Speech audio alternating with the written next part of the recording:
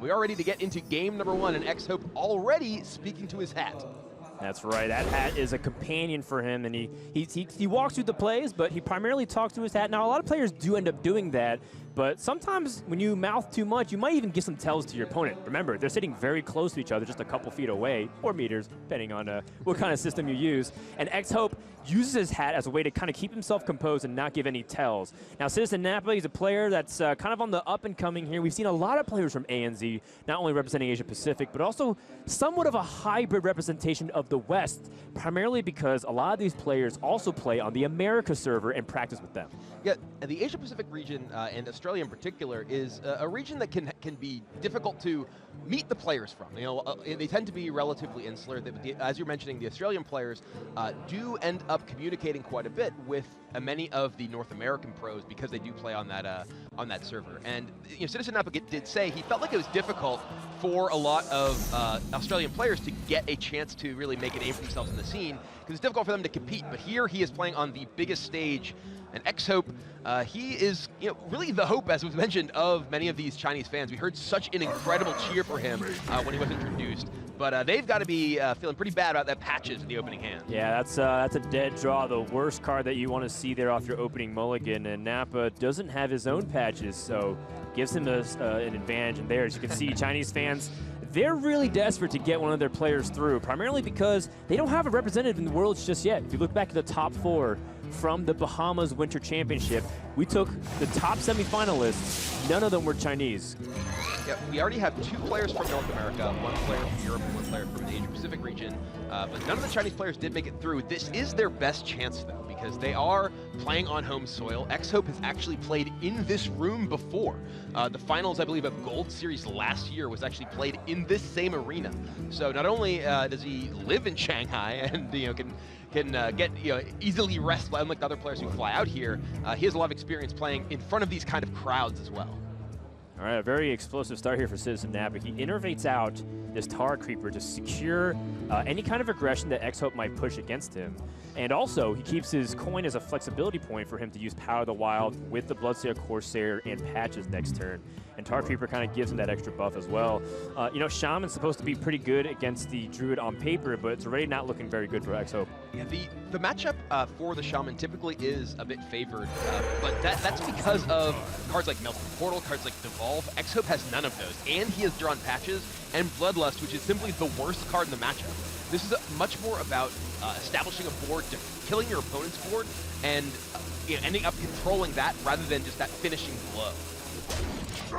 XHope making that preemptive trade, trying to see if he can get value off that before inevitable patches or anything else with Power of the Wild might give him some value trade there.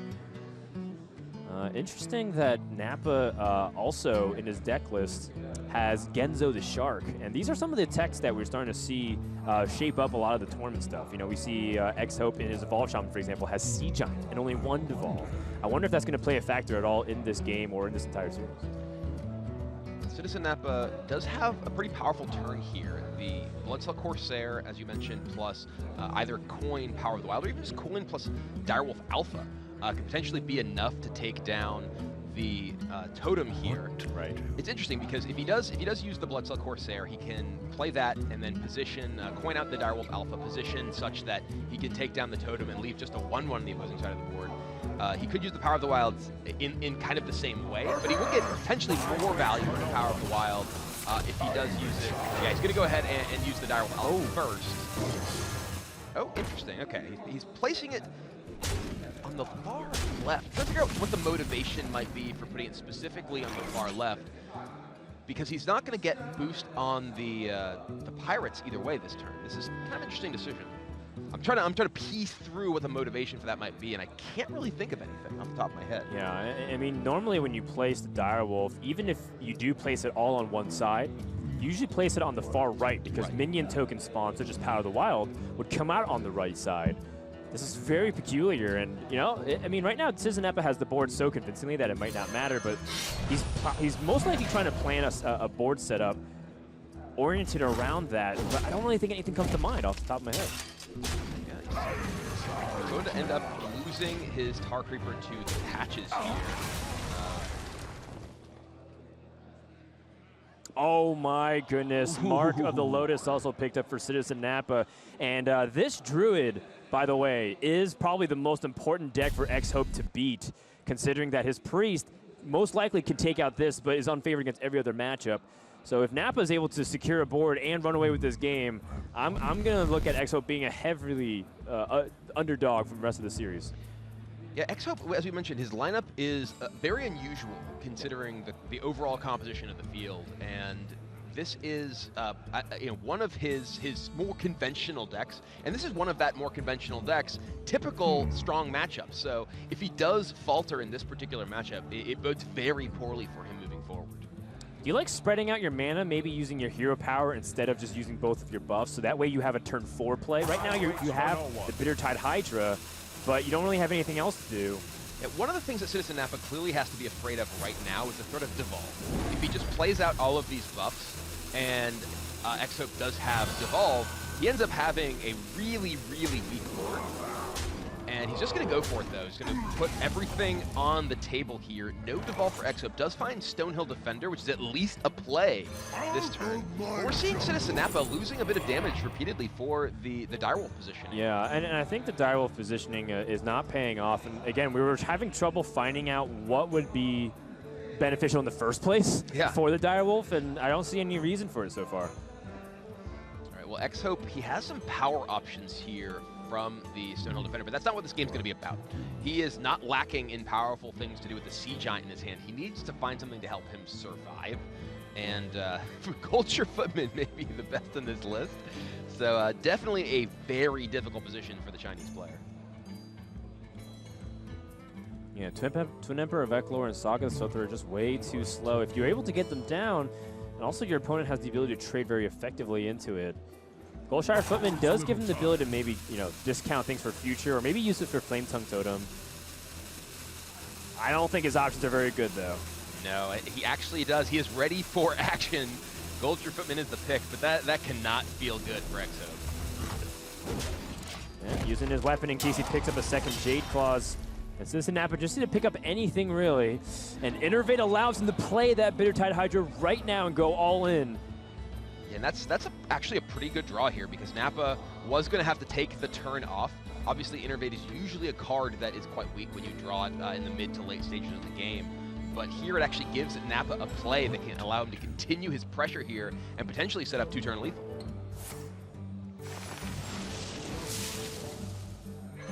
XHope gonna still look for that Devolve, and I think it might be the only card that can bail him out of this situation right now.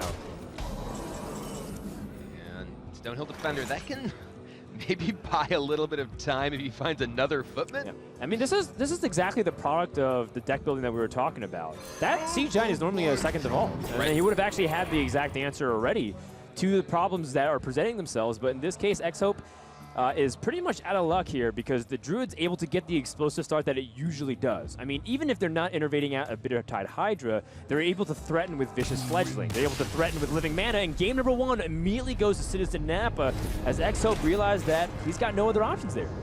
Yeah, and that really was, as you mentioned, a very important match for both players. The Druid, probably the most vulnerable deck in CitizenNappa's lineup, and now he has potentially some very advantageous matchups remaining against XHope.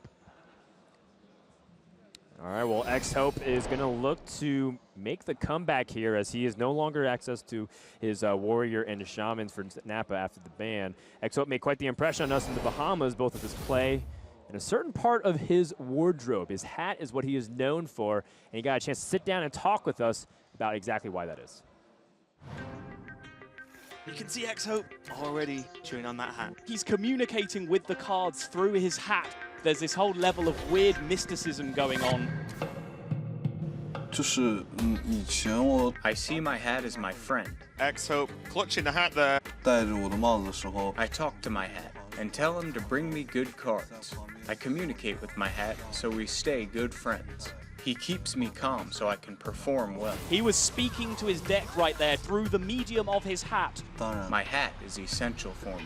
He's clearly got some connection with that hat. I recently won the championship in the China vs. Europe tournament.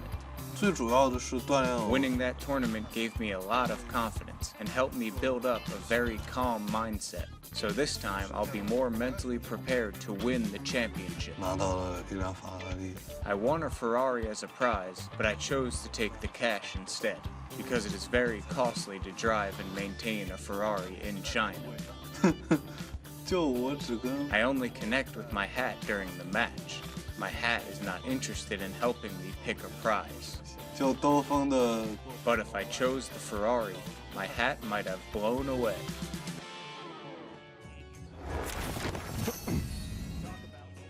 Shanghai, there's no one even more local as possible, as XHope is from Shanghai. He's just down the road here, so he's definitely comfortable having played on the stage in the past in the Gold Series last year. Can he be the great hope of China? Again, a country without any representation in the world right now. Well, if his hat decides he will be, then he will be. I mean, all jokes aside here, things are looking pretty grim for XHope right off the bat, but anything can happen. Even if you're unfavored, you still always have a chance, especially in a game like Hearthstone. Now let's go ahead and head up to TJ, who's over at the analyst desk, who's been keeping a close eye on other matches happening off stream. It's we have 3 matches going on off stream, so I'm going to give you guys some quick updates as these matches are underway.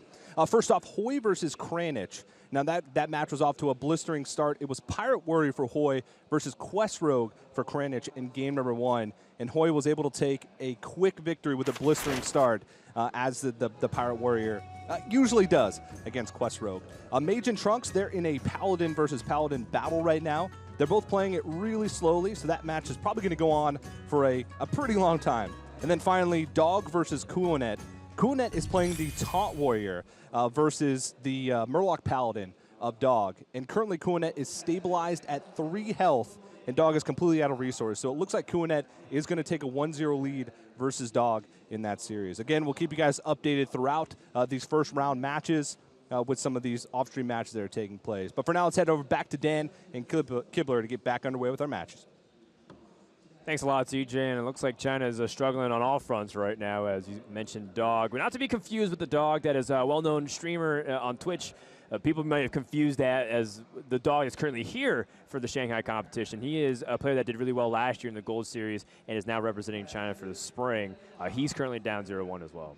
Yeah, and you know, it is definitely a very crucial opportunity for these players, not only playing in front of a home crowd, but as we mentioned, having the advantage of not having to fly somewhere and be subjected to jet lag, as frankly, many of their opponents are now in that position. They get to eat Chinese food, which, you know, when I see Chinese players fly all the time to international competitions, they always kind of reject the Western style foods, you know, the pastas and the burgers and whatnot. They're like, oh, where's my Chinese food? I want my, you know, my noodles and my rice and all that stuff like that. And they get to have that comfort of their own home by being here, sleep in their own beds if they even choose to.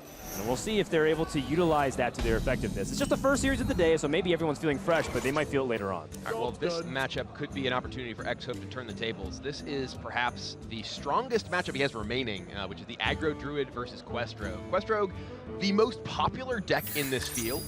It is a deck that is so powerful that it's actually getting a change coming to the namesake card in a future update. But for now, it is at max power, but not quite as powerful enough usually to take down the aggro druid.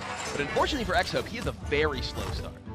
Yep, this is, again, a really awkward start here for XHope, but CitizenNappa also has a couple of awkward draws himself. Patches in the opening hand, which is not what he wants to see. He does have 2 abilities to return minions in the form of Youthful Brewmaster and Shadow Step. But at the same time, outside of Patches and the Balfin Tidehunter, the deckhand is not necessarily what you want to see either. You'd love to tag it onto Fireflies or other ways to generate value, so that way you're not just investing into an empty charge minion. And Nappa here has a lot of options, frankly. He can just go ahead and drop down the Biofin. And this is something that you will often see the Quest Rogue do in more aggressive matchups. Against many decks, you simply want to use... Oh my, Hungry Crab. Well, you often want to drop that against aggressive decks to get some early board presence, but against Hungry Crab, it's not going to do too much. XHope has the opportunity to make himself effectively a totem golem and take down the taunt as well. So a very crucial draw for the Chinese player. That's right. And, you know, XHope also has the opportunity to drop Mark of Yasharaj, but, you know, given that he wants to use his mana over the next few turns, Mark of Yasharaj is a little bit awkward because he's going to most likely want to drop a 3-mana minion and set up for either living mana or the other 3-mana minion to protect his board, perhaps even Savage Roar. So XHope has to kind of weigh if he wants to utilize his heal power and remove a 1/1 or pick up the draw and the buff right now. And I like this because I don't think he has room to use Mark of Yasharaj in the future. All right, well, it is a gigantic crab suddenly facing down CitizenNappa, and he picks up a backstab, which is a at least tool he can use to try and chip away at that big beast. He has the ability to take it down if he uses the coin. No, he's actually a little bit short because of the patches in his hand. All right. Oh, would he have to coin out the patches? Yeah, he'd have to coin out patches here. That's a little tough. And, you know, Nappa might end up choosing to do something like that, but maybe he'll take it down over the course of a couple turns as well. Ooh. Oh, no, he's actually got exactly enough. What am I talking about? Oh, math checks out. There you go. Now, XHope just saw backstab and the South Sea deckhand, which means that it's unlikely your opponent can deal with the vicious fledgling. And Nappa can't deal with it. He just picks up his preparation. Oh dear, yeah. This is a situation we've all been in, which is Flappy Bird facing you on the other side of the board. No way to remove it, which is simply a snowball that will just run you over. I mean, this is a kind of a return volley from XHope from the previous games. CitizenNappa has drawn patches. XHope is aware of it. XHope's now putting on the pressure, and he has the board. I mean, Nappa can always pick up the Vanish, but he needs to get very fortunate because there's only 2 copies out of the remaining 22 cards. And that's going to be a 9% chance or less off the next turn. And this is assuming that XHope even plays living mana. He might feel like he wants to hedge his bets because Nappa's been holding a lot of cards, including the coin. So maybe he feels like he needs to be a little bit more careful, and instead of all-inning on living mana, play his smaller minions like Firefly and the Tar Creepers. Yeah, XHope has 2 copies of Savage Roar. He doesn't need to take the risk to play living mana here. He can simply develop the double Firefly, or rather Firefly plus Flame Elemental. And this is just lethal represented on the board thanks to those Roars in hand. So CitizenNappa still essentially needs to vanish here. Backstab is not really going to be enough. One draw off. You need that backstab to kill the vicious fledgling, and you know, every fortuitous draw coming in for Rogue has been a big roar from the Chinese crowd because they are loving it. They really want XHope to push through, and that backstab puts them one step closer to winning this game. Yeah, can you tell who they're rooting for here? I think I can. I think I can. My ears don't work like they used to, Kibler, but I mean, just even looking at them too, whenever they see a good draw, they visually react. All the thunder sticks, and they're standing out of their seats. It's pretty amazing to be in front of this kind of crowd. It has to be, frankly, both exciting and somewhat stressful for the Chinese players who are in front of such a huge audience who's clearly rooting for them to win. Absolutely. They represent the country, and so many of them turned out. We sold out the venue 3 days in a row just to be able to support their local scene and be able to cheer on the Chinese players. Nappa kind of stuck in a really bad spot here because there's only one good target that you can backstab into the 1/2. Everything else pretty much doesn't do anything. And he chooses to pass. Well, that's not going to win the game. That's just death. Yeah, double Savage Roar from XHope, and he evens up the series 1-1. Quest Rogue may be getting nerfed sooner or later, but for now, it's just going to look extremely feeble. Even got Wind Fury. The Wind Fury. Rubbing it in. Love it. Game 2 goes to XHope as he is going to Savage Roar his way to victory. And we have a tied series, 1 game apiece.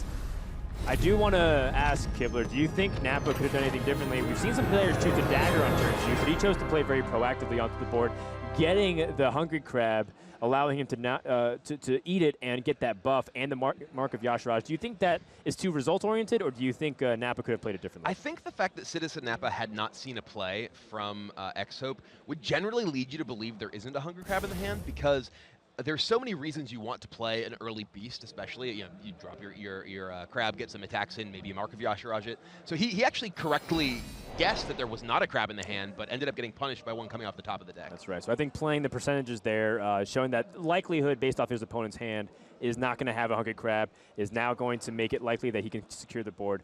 Didn't work out for him, but he still has a few more games to go before he can call himself out of this. CitizenNappa, it looks like he's playing pretty solidly so far. We've gotten to know a little bit about him, including where he's from, but what is he really about? Find out now. Group A. The Group of Doom! Muzzy, Nyria, XHope, and CitizenNappa. I don't think many people just know who I am.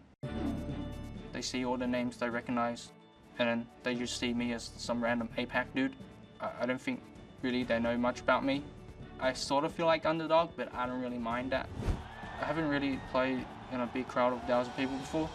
It will be a new experience. I'm always nervous before the match, and when I do get nervous, I mean, because I have to pee a lot, I go to the toilet a lot. But when I'm playing the match, I don't expect to be nervous. I usually am very focused. I think I'll be fine. Nappa, he's done it. He's punched his ticket straight to Shanghai. And I never really thought I could reach a level where I can travel to another country to play. So this is like a new experience of mine, and it's been really cool so far. After this tournament, I think a lot more people are going to know who I am.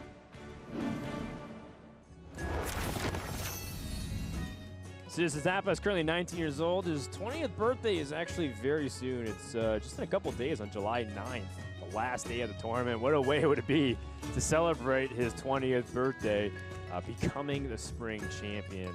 Also, he's a tennis enthusiast, by the way. So, and also, obviously, a Dragon Ball Z enthusiast, as you can tell from his name.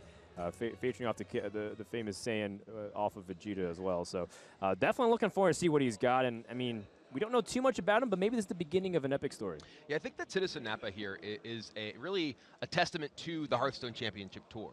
One of the things that the Hearthstone Championship Tour tries to do is give players who may not have huge tournaments in their hometown or opportunities to really make a big name for themselves as a streamer a chance to play on the big stages. You know, he said he's never played in front of a big crowd. Well, this is a big crowd here.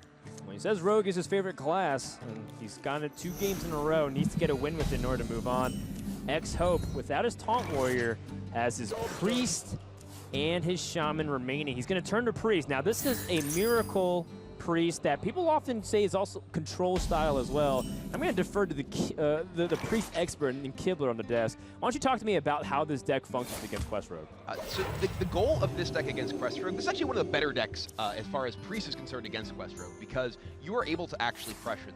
You're essentially a Divine Spirit Inner Fire deck in the matchup. So rather than trying to play a long game and exhaust your opponent of resources, as you often do as a Priest against Rogue, which doesn't really work against the Quest, you're trying to kill them. And that is something that's much more realistic.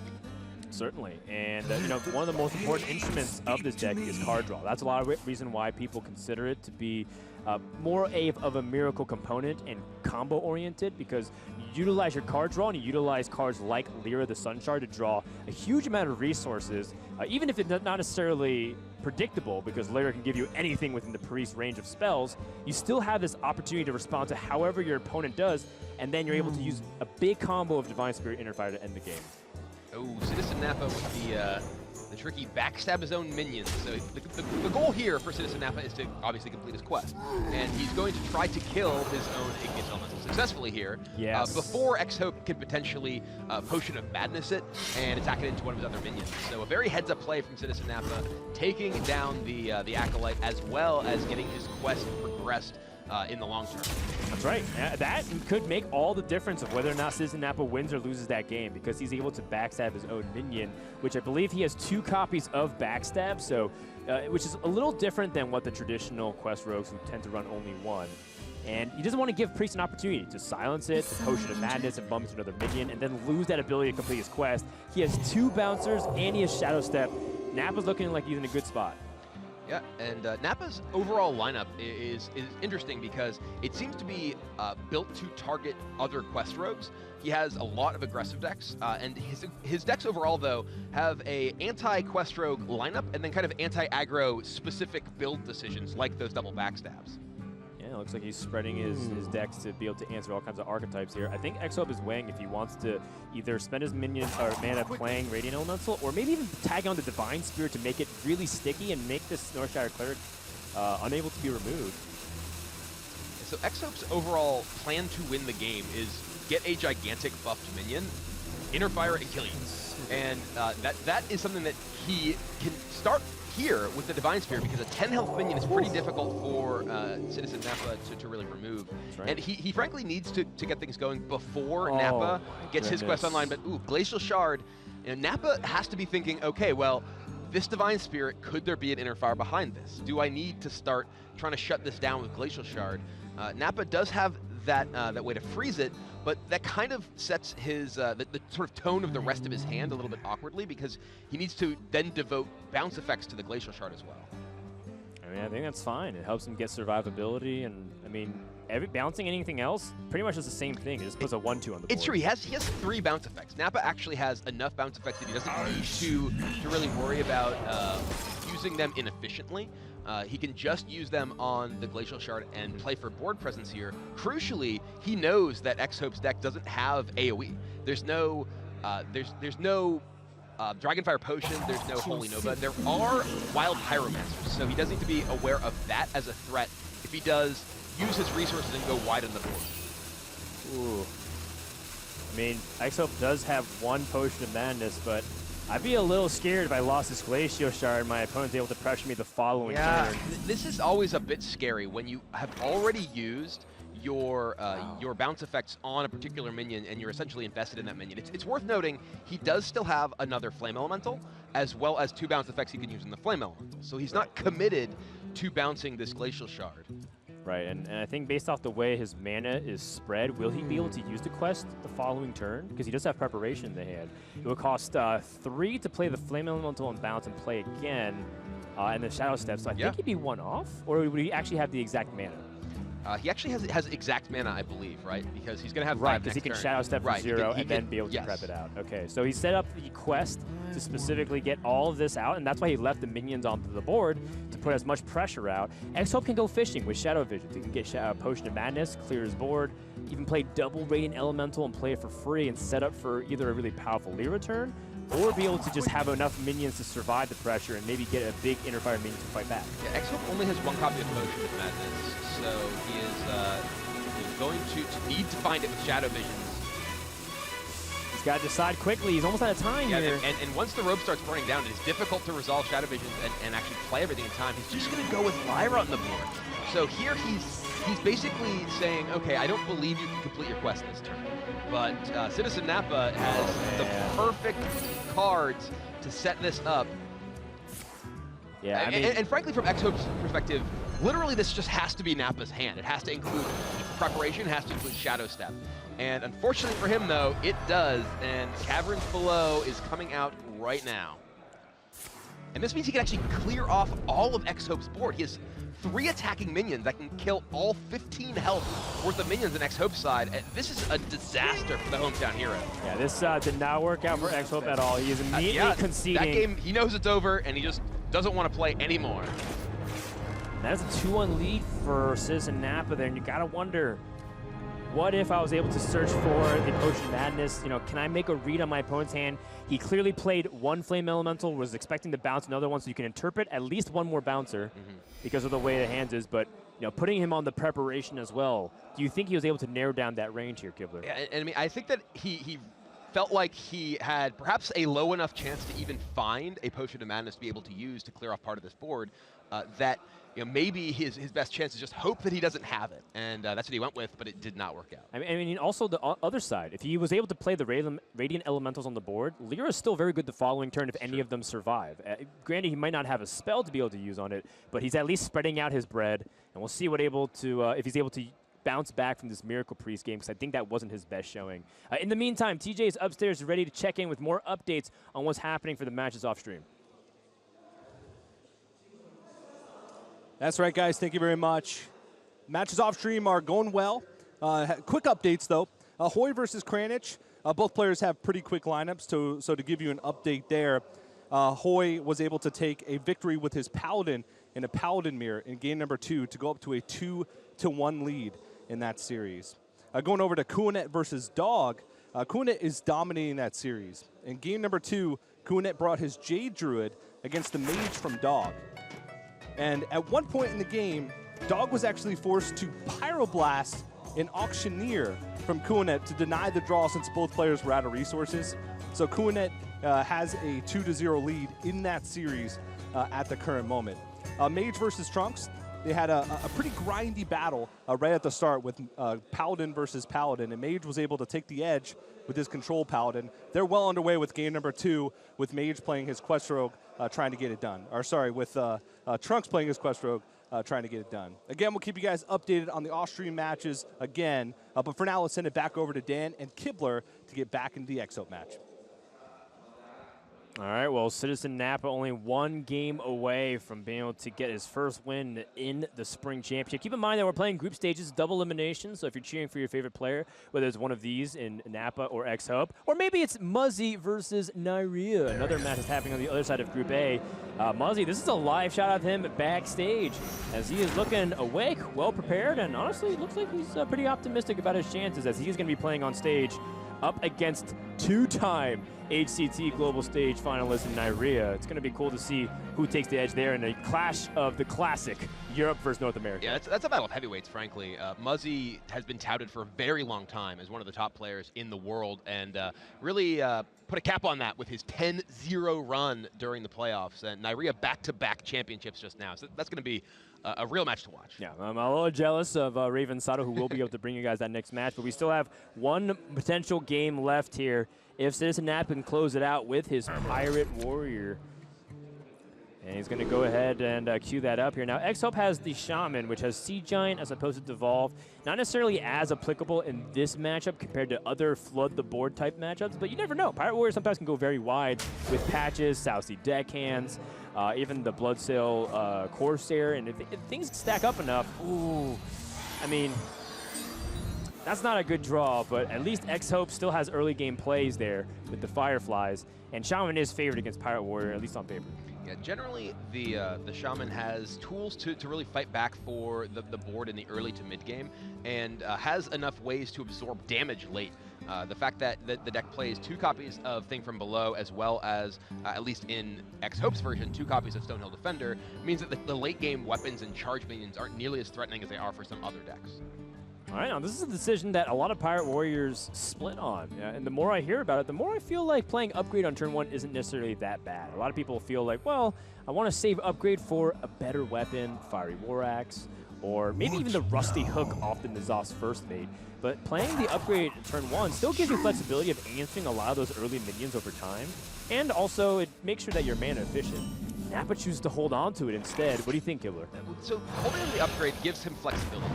He can perhaps draw a Fire War Axe, then get that upgrade.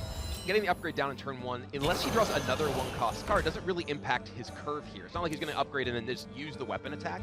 Here he can upgrade or just play the Raider. So this does actually throw kind of a kink in his plan, because now he potentially has lost the opportunity to play the upgrade on curve. So that's one of the cards that makes you not want to play it, whereas, say, Fiery War Axe is one of the cards that makes you want to hold on to. Right, but in my opinion, there's equal chances of you drawing the Bloodsail Raider versus the Fiery War Axe. So you're setting yourself up for a potential disappointment. Also, I mean, I see what Nappa's trying to do. He's trying to keep Upgrade and South Sea Deckhand as a point of flexibility. What if my opponent coins out the Primal Fin Totem? What if my opponent sets up a really early board and I need to deal with it immediately? I keep my Upgrade, I keep my Heroic Strike as flexibility points. But now, because he didn't set up the Upgrade, he doesn't get the Bloodsail Raider and the Patches kill. He doesn't necessarily set up for the very easy Bloodsail Cultist now. What is he going to do to spend his mana this turn? I mean, he could just play Upgrade plus Deckhand here and clear off both, but yeah, as you mentioned, he would no longer have a minion in play. And yeah, this is going to kind of backfire on Nappa because he did specifically draw that Bloodsail Raider he wanted to play. For instance, if he had actually just drawn N'Zoth's first mate, he would definitely be happy to have Upgrade in hand because he could upgrade that. So I think there's actually more cards that you're happy to have held the Upgrade for than that you're upset. You just happen to draw the specific one that really punishes him for having not played the Upgrade. XHope's going wider onto the board, starting to make Nappa sweat a little bit to the threat of the Flame Tongue Totem.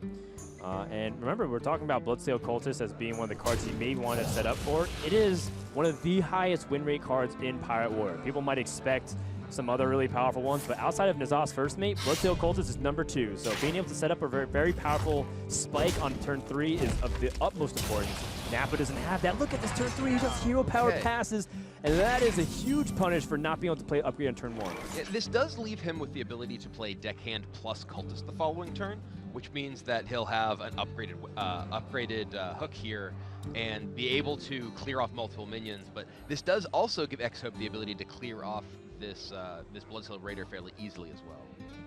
All right, XHope's introduced with a couple of possibilities this turn. Still Hill Defender might help him shape up the rest of his mana curve. But Mana Tide Totem does a really nice thing of giving him 2 coins or an innervate, so to speak, by discounting things from below.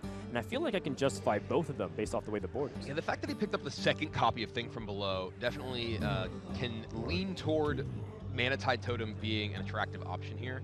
It is important for XHope to be thinking about what does CitizenNappa have in his hand that he just hero powered this turn.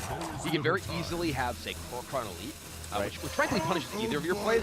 Neither of your plays is particularly strong against it. And it's not fine, terribly exciting options. Abomination can be interesting, right? But you're playing a deck that often wants to get a big board yourself, so not really usually what you're looking for in this matchup. Yeah, it just takes the Ironbird Grizzly here. Yeah, I think he's going to look for mana efficiency, chooses to try to protect his minions as best as he can. And now Bloodsail Cultist. Another Cultist is a powerful draw for Nappa here. You can just get that hook sharpened up. He's getting the rust off of it. There you Actually, go. That's a heavy axe, not a rusty hook. I guess he's just making the axe slightly less awkward and heavy. He's balancing it much better, has a counterweight at the bottom. I like it, man. Getting those reps in. You gotta work out with your axes. Exactly. Well, Nappa does have very clean kills here. If you play the Bloodsail Cultist, the weapon and the Bloodsail Raider does allow to snipe it. He can also hold on to his deckhand if he doesn't feel threatened and save it for a guaranteed Bloodsail Cultist number 2. Flametongue Totem is one of those cards that we were talking about, and with patches in the hand, that does give XHope some opportunities here, but it's a little mana inefficient and damage inefficient. He can clear off this entire board. He has the tools with the Flametongue plus patches to use the buffs to clear everything off. But as you mentioned, it's a bit inefficient. He doesn't get to do anything else here. And his hand is starting to look kind of clunky. The fact that he has not committed any totems this game means that the Thing from Belows are still at max cost. The Flametongue would reduce him a little bit, but still ends up in a position where he can't really effectively play them at points that are especially powerful. Yeah, and if XHope doesn't remove the pirates, then he only can remove 1 pirate, which allows him to set up either the Ironford Grizzly and Mana Tide. I do think he has to consider about discounting Things from Below because they're going to be his most powerful moves when he can play 2 Things from Below or maybe a Thing from Below plus a lot of other minions. So he has options either to remove 1 pirate or clear the board here and then develop his own board. And it looks like he's going to try to play the Flametongue Totem and set up as best as he can for a Thing from Below opportunity. And only clear 1 pirate. Gets the Taunt Totem, which is actually one of the better ones there. We see a shake of the head from XHope. He is not happy with that. He's going to get his board cleared just on board. CitizenNappa has the weapon plus the cultist that can take this out here, which does mean that XHope essentially needs to patches this down already. Yeah, and what I don't like about this play is that XHope also strands that patches for what it's good for. It's a good contingency plan to play patches with the Flametongue Totem, and in the very most desperate cases, use it with Bloodlust. Not really going to get any value here outside of that 1 damage, and you essentially just stranded it. Yeah, and if he hadn't totemed this turn and had instead used his patches, CitizenNappa would at least have to commit something on this board to kill his Flametongue. Now he has to commit mana next turn with the patches, which means that he doesn't really have a great Thing from Below opportunity either. Yeah. He can play Thing plus patches. All right, another Flametongue. Doesn't really line up great with the patches, though, because there is just the 1 health minion that you can attack down anyway. Right. What it does do is it further discounts Thing from Below if he's able to set up a really good turn here. The problem is there's just so much damage already for Nappa on the board. And yes, you can try to play, say, Flametongue plus Hero Power, Flametongue plus Mana Tide. Flametongue Hero Power patches does give you some additional discounts on your Thing from Below. I mean, you don't even necessarily even need to play the Flametongue here other than for the Thing discounts. It's just going to die for free. That does prevent damage to your face, though, which is pretty relevant in this matchup. Not relevant at the moment because he's at 27, but going to be relevant soon with double Heroic Strike in the hand. You want to be mana efficient as well. Tossing a Thing from Below right now feels like also a waste, considering that you can discount it twice over with the Flametongue and the Mana Tide. I'm not liking his options. I definitely like patches, and it looks like he's going to go for the Mana Tide discount. Next turn, the Thing from Belows will be 3. Oh, okay, he has changed his mind. It's Thing from Below time, and CitizenNappa does have the heroic strikes to clean this up relatively easily and keep the pressure going. He is actually starting to run out of real threats here, though. I mean, part of the thing about it is that if XHope was playing either Manti Totem or hero powering in the Flame Tongue, he actually has the ability to squeeze in the things from below for very cheap the following turn for 2. So he's able to hero power and play things from below twice over. But he really feels like he needs to value off of his Flame Tongue Totem. And another thing, too, is one thing that Firebat was teaching me when he was like showing me how to play Shaman versus Pirate Warrior, is that hero powering every turn is one of the most strong things you can ever do. It's actually very valuable. Against in Pirate Warrior. particular, as you get to the mid-game, the ability to get a Stoneclaw Totem against a big weapon is pretty huge. Yeah. Sea Giant, this is the matchup where Sea Giant, it can be pretty big late in the game, but not really the tempo monster it is like against other decks that are flooding the board and letting you have a board as well. I'm curious if a Devolve here, because remember, Sea Giant replaced the second Devolve, would have been maybe just a way for him to win the game or come back onto the board. I mean, he can play Mana Tide plus Thing from Below, but the Thing from Below dies pretty easily on this board. And then, the Mana Tide dies essentially for free. CitizenNappa hasn't really been able to get a huge threat on the board, like a Frothing Berserker, for instance. So he's not really gotten that much damage in on XHope. He's mostly been playing a board control game. So if XHope can hold out and get that Sea Giant down when CitizenNappa is mostly out of resources, maybe he can just win this game via attrition.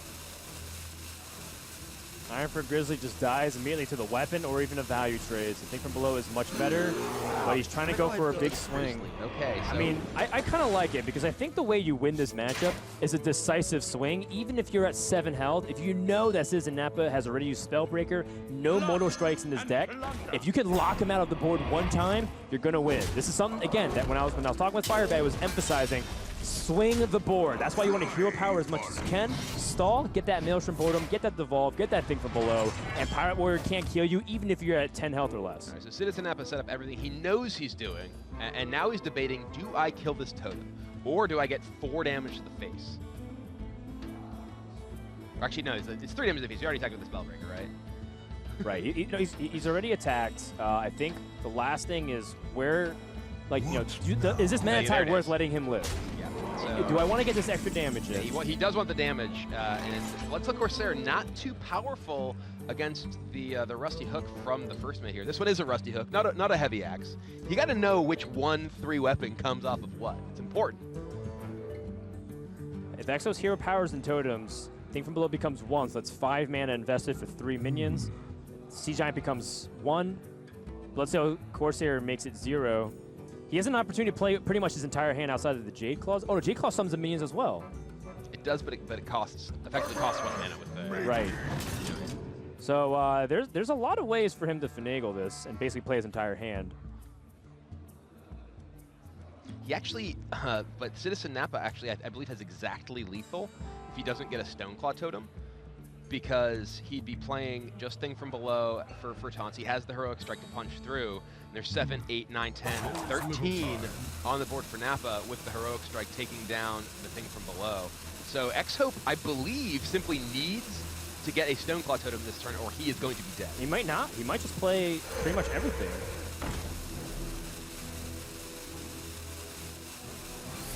Oh boy, running out of time. And doesn't get the Stoneclaw Totem, and that's pretty much going to be the end of it here. XHope's tech of the Sea Giant not paying off. Yes, you get to have this amazing board. Yes, you can set up for Bloodlust, but CitizenNappa just 1 step ahead, and that is going to be the end of the first series here as XHope goes down and CitizenNappa gets the upset. Yeah, he was saying that, he was the unknown, the underdog in the group of death, but the hometown hero of XHope is going to have to fight from the lower bracket. All right, congrats to CitizenNappa putting ANZ and Asia Pacific on the map here. And he's mentioned it. People may not talk about me, but I put in the time, I put in the work, and I'm ready to ruffle some feathers here. Yeah, and we have this huge crowd here who were cheering through XHope throughout the match.